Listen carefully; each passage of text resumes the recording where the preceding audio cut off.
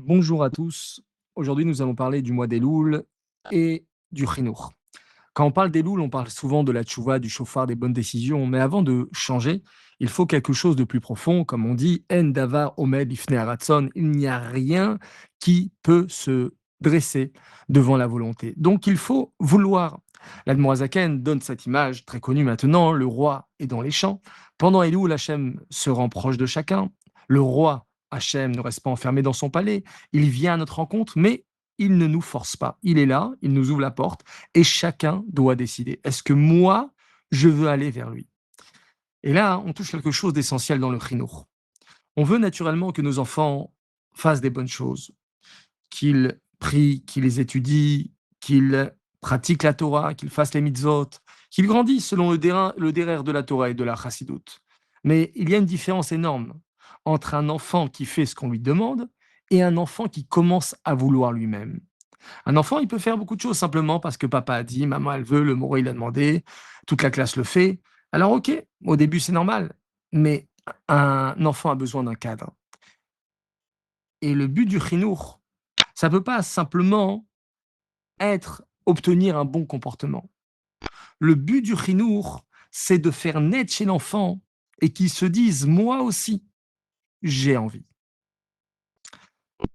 Alors il y avait une histoire comme ça hein, qui s'est passée à Lubavitch, à l'époque du Rabbi Rachab.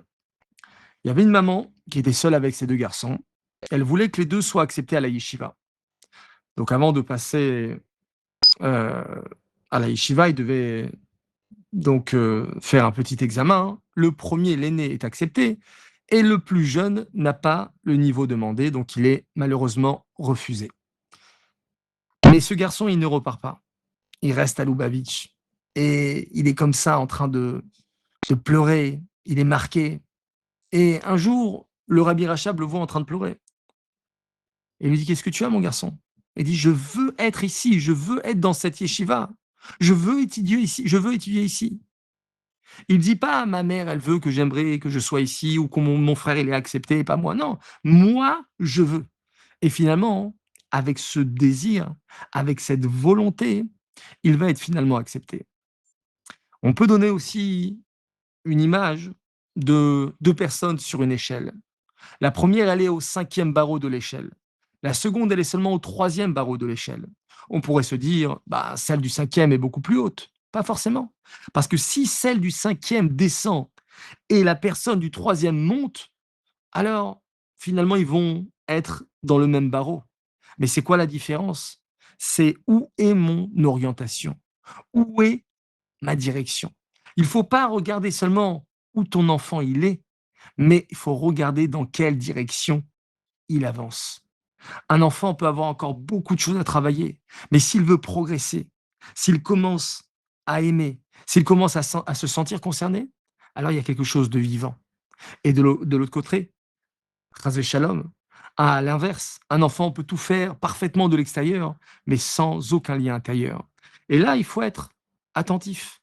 Et Loul nous oblige donc à changer légèrement cette question que l'on a. Au lieu de se demander: «Est-ce que mon enfant doit s'améliorer?» on doit se demander: «Qu'est-ce que je peux donner envie à mon enfant?» Est-ce qu'il voit à la maison quelque chose qui lui donne envie? Est-ce qu'il voit son père prier, sa mère faire les mitzvot? Ou est-ce qu'il voit finalement des choses qui se passent, sans aucune saveur, sans aucun sens? Le mois des louls, c'est le mois où il faut arrêter le petit train-train quotidien, la routine. Il faut qu'on donne du sens, qu'on donne de la vie, qu'on se dise: «Ça y est, je veux, je choisis, je commence ou je recommence, j'avance, un petit pas, un progrès, une mitzvah, un chauffard», quelque chose qui est fait avec du cœur. Et lorsque l'enfant, il baigne dans une maison où les choses ont de la valeur, où les choses ont du sens, où les choses sont vibrantes, la Torah est vibrante, elle est une Torah de vie.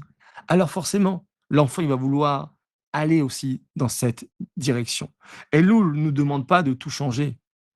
Elul nous demande, à partir de maintenant, je fais un pas vers le grand changement.